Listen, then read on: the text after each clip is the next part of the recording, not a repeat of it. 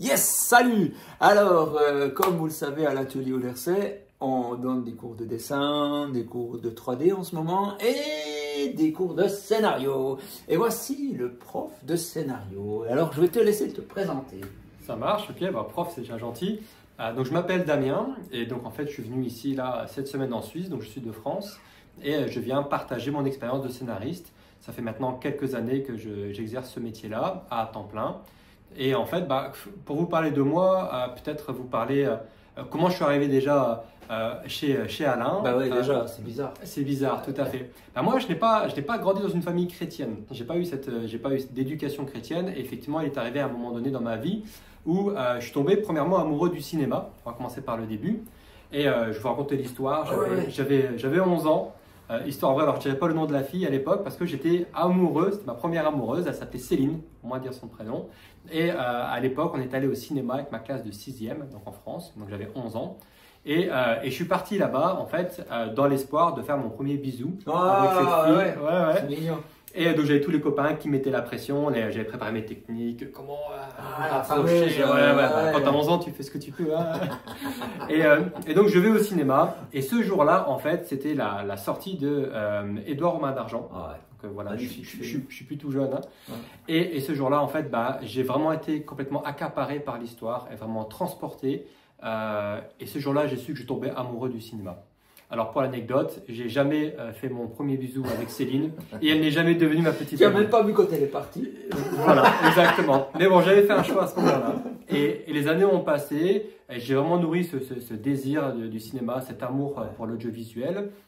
Et dans ma vie, j'ai eu un premier tournant quand j'avais 27 ans, c'est lorsque en fait, voilà, j'ai pris conscience que le divin existait. Ça a été assez progressif. Oh. Et l'histoire, elle est simple. Mon frère, on vivait en colocation et mon frère est devenu chrétien avant moi, 2-3 mois avant moi, et c'était une des plus grosses disputes que j'ai eues avec mon frère. On se dispute quasiment jamais, mais si tu veux, en fait, il est tombé dans une secte, quoi.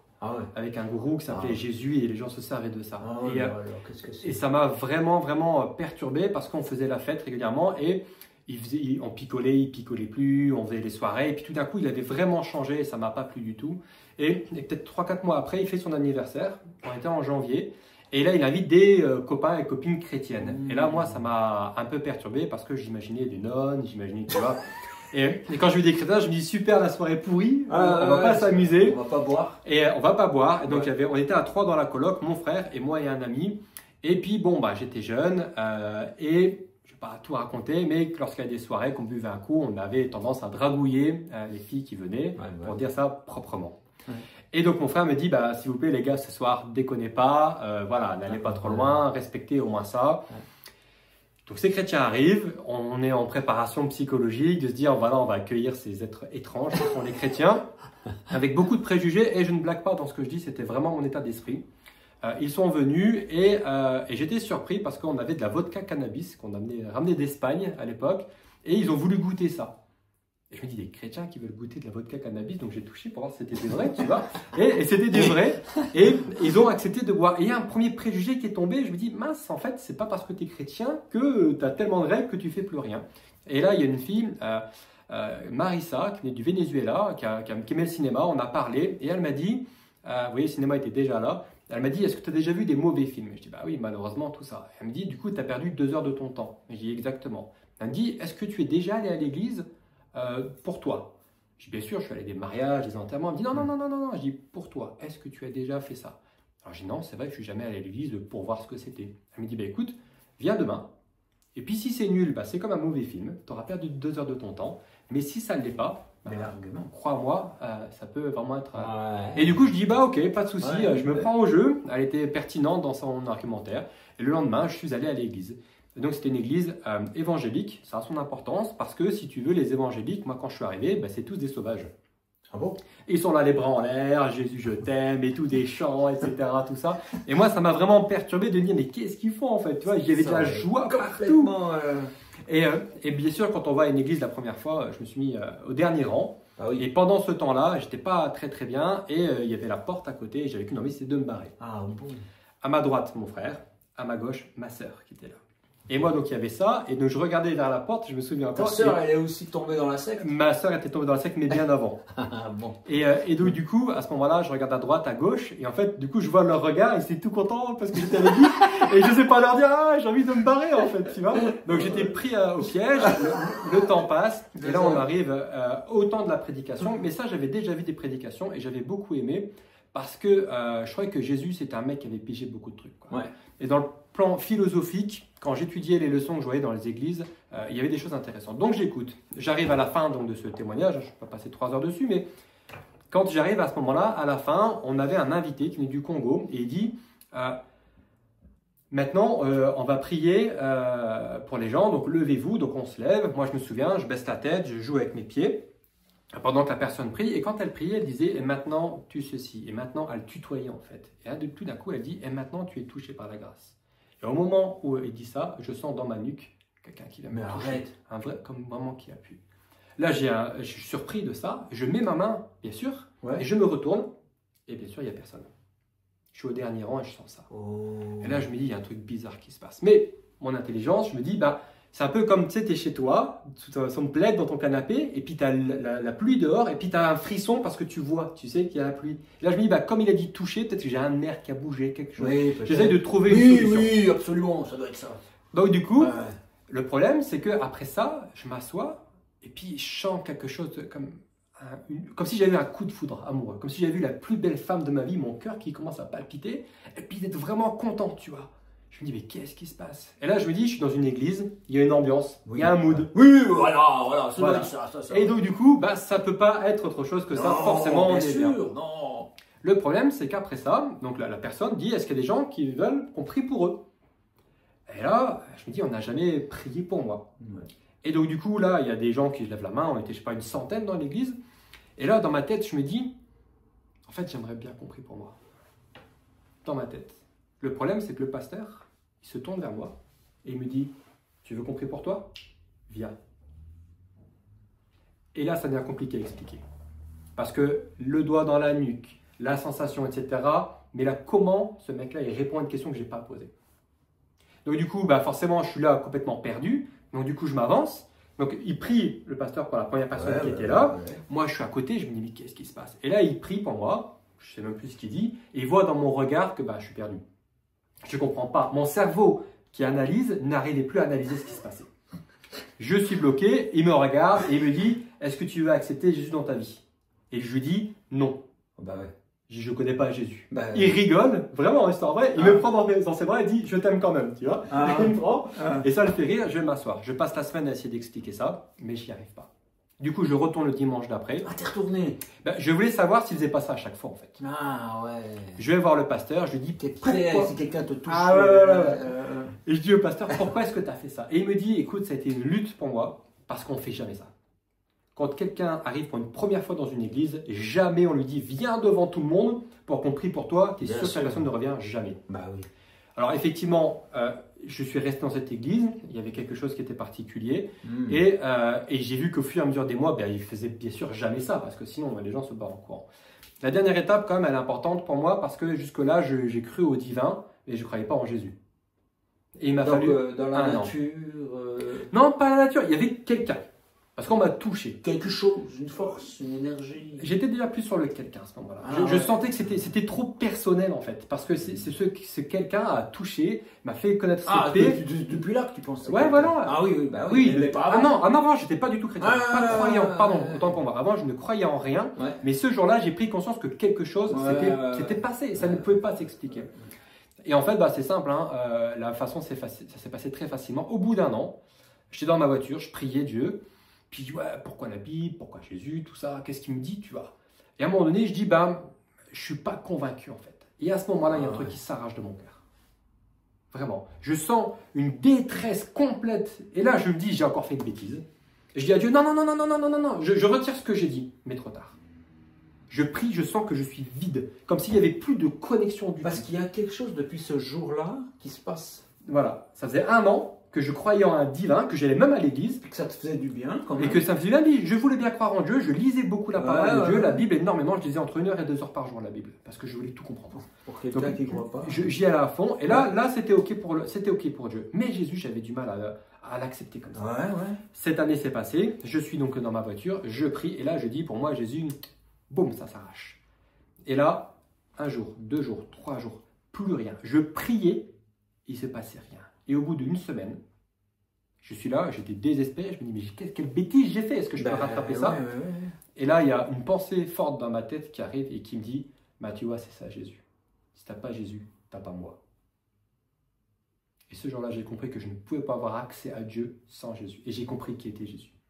Voilà, ça c'est la fin de mon témoignage. C'est comme ça que j'ai accepté, c'était il y a maintenant 13 ans. Donc ça date. Et ce jour-là, ben, j'ai plus le moindre doute. C'est pas quelque chose qu'on m'a dit, je l'ai vécu. C'est magnifique. Et donc la vie est belle depuis? Non, c'est pas aussi simple que ça. Non, mais tu regrettes pas? Est-ce qu'il y a un avant et un après? Il y a un changement radical parce que. Mais t'es devenu comme ton frère, tu rigoles plus, tu bois plus, tu fais plus rien de. C'est triste. Pas du tout. En fait, la différence majeure qui a été pour moi, c'est que j'ai compris à chaque fois pourquoi les choses. C'est-à-dire que je me souviens, pourquoi ne pas mentir, par exemple. Je prends un exemple très simple. Ben, en fait, pourquoi tu mens? Parce que tu as fait une bêtise. Parce que tu caches quelque chose. Et après, tu dois garder ton mensonge. Si tu décides de plus mentir, tu ne peux plus faire des bêtises. Si tu dis plus jamais je mentirai, comment tu fais pour gérer tes bêtises? Automatiquement, ça a un impact en disant bah, je fais plus mal. Si tu ne voles plus, etc. Alors, je fais des clichés là, en parlant de mensonges et de vol. Bien sûr que ce n'est pas aussi terre à terre que ça. Mais moi, dans ma vie, il y a plein de choses qui ont du coup changé par rapport à ma perspective. Bon, bien sûr, quand je me suis converti, comme je disais, on faisait la fête. Bah, j'ai aussi un regard très différent sur les femmes, tu vois. De me rendre compte que la femme, tu vois, c'est pas juste pour... voilà. Alors, c'était toujours consenti, partagé, c'était un moment, voilà, il n'y a pas eu de problème. Mais, en même temps, j'ai pu découvrir d'autres façons d'avoir une relation avec des femmes, etc. Et dans plein de domaines, effectivement, bien sûr que je rigole toujours et que j'aime toujours boire un petit whisky coca.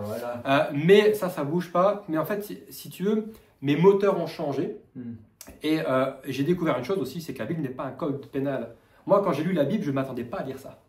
Moi, je croyais que la Bible, c'était tu ne tueras pas, tu ne voleras pas. Tu vois, comme si c'était 1000 pages, tu te brosses les dents, 1000 pages de ce que tu dois faire. Alors qu'en fait, ça n'est quasiment pas présent dans la Bible. C'est tout des témoignages de prophètes, de choses qu'on vit avec des gens qui ont vécu des choses avec Dieu. Et moi, je suis très fan d'histoire. J'aimais beaucoup jouer à Age of Empires. Je ne sais pas si c'est ce jeu.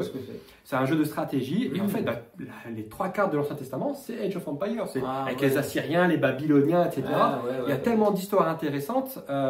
Et j'ai donc découvert toutes ces choses-là. Donc ça a vraiment changé ma vie, ça c'est évident. Parce que voilà, Dieu parle régulièrement. Comme je te disais, Dieu m'a pas de la sagesse. Je peux prendre 2 secondes pour parler de ça. Dieu m'a interpellé. Vous voyez, un exemple concret pour dire qu'est-ce que ça a changé. Autant prendre un exemple qui ne soit pas cliché. Dieu m'a interpellé en disant que voilà, j'étais pas sage. Alors juste... Vas-y, je t'en prie. Il t'en parle comme ça. Non. Oh, Damien. Alors non, il ne fait pas ça parce que déjà je lui ai demandé. Parce que moi, j'aime pas le surnaturel. Non mais vraiment, authentique. J'ai dit à Dieu, le coup de la conversion, c'était déjà un peu trop pour moi. Voilà. J'avais besoin d'un électrochoc, mais derrière, moi, je suis pas trop dans le truc mystique. J'aime bien les choses plus simples. Et Dieu, généralement, c'est des pensées persistantes qui viennent comme ça de nulle part. Je les reconnais. Ça arrive et d'un coup, et puis il y a comme un dialogue qui se fait et t'es pas fou en train de parler avec personne, mais là, par exemple, il me parle de la sagesse. Je dis bah si, quand même, j'ai un peu de sagesse et tout. Et ce qui se passe, très simple, Dieu, il fonctionne comme ça avec moi. Dans la semaine, il y a 10 situations, exactement 10 qui se présentent où je dois faire preuve de sagesse. Tu en as une que tu oses citer Alors, elles ne me reviennent pas forcément, mais c'est peu à mon côté, je suis un peu sans chaud. Et c'est une situation un peu injuste où j'aurais mieux fait de me taire et je me suis Ah, t'as manqué de sagesse. J'ai manqué de sagesse. Et en fait, sur les 10, j'ai loupé les 10, quoi. Et donc là, si tu veux, c'est comme ça que je fais. Et puis en fait, tu as un peu le sentiment qu'il est là, puis il fait alors. Et ben voilà, c'est exactement ça. C'est comme ça que je sais que Dieu me parle, parce que j'ai cette pensée qui arrive de nulle part, qui a du sens. C'est beau. Et derrière, il y a de l'application. Donc je ne peux pas dire que c'est pas vrai, parce que c'est 10 situations en une semaine, c'est beaucoup. Alors, je sais pas qui a déjà vécu 10 fois ça en une semaine. Et je loupe les 10. Et là, du coup, Dieu, il peut discuter avec moi. Je dis, ok, effectivement, je manque de sagesse. Et la pensée arrive et il me dit, tu confonds sagesse et intelligence. T'es pas bête. D'accord, merci Seigneur. Pour le petit compliment. Mais tu manques de sagesse. Et on confond parfois être intelligent et sagesse. Et ensuite, il me dit, les gens confondent aussi beaucoup l'expérience et la sagesse. Mais l'expérience, c'est un peu comme des points que tu cumulerais avec une carte cadeau. Et tu dois les transformer en sagesse. Ah ouais, parce que sinon tu revis toujours les mêmes problèmes parce que tu tombes toujours dans le... parce que tu n'as pas appris. Tu n'as pas appris. Et chaque fois tu mets ta main sur cette plaque brûlante. Voilà. Tous les jours, tu as tous les doigts. Exactement. Alors heureusement j'ai deux mains, je peux changer de main au fur et à mesure. Mais... Oui, et après il y a les pieds. Il y a les pieds, exactement. Et puis voilà, si tu veux aussi, c'est tellement pertinent, entre guillemets, que je sais que c'est pas de moi non plus. Ouais. Et puis Dieu m'emmène après dans des situations. Voilà, ça c'est des situations de vie quotidienne, on va dire, que je vis avec Dieu, qui impactent, parce que ça permet aussi de s'améliorer. C'est vraiment... Tu disais un truc sur la sagesse là, quand on était à table qui était intéressant, je sais plus quoi. Avec le robinet. Oui. Dieu me montrait cette image, donc là pareil, ça accompagne en fait ses pensées. Et il me disait, la sagesse, c'est un robinet en fait, tout simplement. C'est-à-dire qu'au-dessus, il y a un gros volume. Alors ça peut être un volume de connaissances, mais parfois aussi un gros volume de colère. Et en fait, le robinet permet de filtrer en fait cette colère. Donc c'est à moi de travailler par ma sagesse, d'accord, que cette colère, je vais la distiller plutôt que d'écraser la personne avec. Mais parfois, on peut faire ça aussi avec n'importe quoi. La connaissance, il y a des gens qui ont une très grande connaissance, parmi les chrétiens aussi, qui ont une tête grosse comme ça et qui vont écraser les gens en pensant bien faire. Mais finalement, il les écrase, alors qu'avec un peu de sagesse, il pourrait trouver comment faire pour partager cette connaissance. Et ça, on peut dupliquer ça à tout. Waouh, c'est super. Écoute, moi je trouve que là, on a une belle histoire. Je propose qu'on revienne après, si tu es d'accord, pour que tu racontes comment tu es arrivé dans ce métier très particulier du scénariste. Avec grand plaisir. Alors du coup... est-ce que tu as une dernière chose à dire par rapport à ce témoignage à quelqu'un qui nous regarde et qui est peut-être dans la situation que tu étais avant, en pensant que, je sais pas, qu'il n'y a rien, je sais pas. Je dirais que moi j'ai beaucoup aimé la science, j'ai beaucoup aimé aussi les grands penseurs, et je me suis rendu compte assez rapidement aussi que la plupart aussi des grands penseurs étaient chrétiens. Il y a beaucoup. Pascal. Pascal, puis même des gens qui croyaient en Dieu. Alors, chacun a la façon de faire, mais si vous prenez, ça on peut vérifier, prenez les prix Nobel, prenez tout ça, etc. Regardez, il y a une surreprésentation des chrétiens. Je ne dis pas ça pour dire que les chrétiens sont meilleurs, qu'on comprenne bien ce que je dis. Par contre, je me suis dit, comment des gens qui croient en Dieu peuvent croire en la science? Vous voyez? C'est ça en fait qui m'a interpellé. C'est-à-dire que les deux ne vont pas l'un contre l'autre. Et c'est pas, les chrétiens, c'est pas que des bébêtes qui croient en quelque chose qui croient à quelque chose de nébuleux, mais c'est des gens. Un spectacle en me trompant. Croyez. Je croyais en Dieu. Et donc, mon métier, c'est scénariste. Ouais, tu sais pas parler, tu sais. Désolé. C'est moi. Et donc, du coup, je me suis rendu compte aussi que j'avais beaucoup de clichés. Et ça c'est dommage parce que du coup, c'est des préjugés. Et on est dans une époque où on veut casser ça. Et pour autant, chez les chrétiens, je trouve qu'on les casse pas beaucoup. Les chrétiens sont aussi des gens qui savent penser, réfléchir, des scientifiques, des personnes qui peuvent analyser et comprendre Dieu concrètement. C'est pas des illuminés, quoi. Voilà, ça c'est ce que je veux dire. Voilà, c'est bien.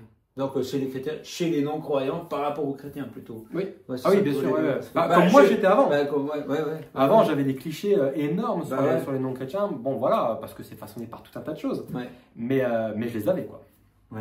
Voilà une piste peut-être si vous n'êtes pas forcément croyant, mais déjà. Peut-être dire que peut-être ce que vous pensez de Dieu ou des gens qui y croient, qu'ils y croivent. Qu'ils y croivent. Ils y croient fort. Alors peut-être que c'est un cliché puis que ça vous empêche de découvrir de plus belles choses. À bientôt.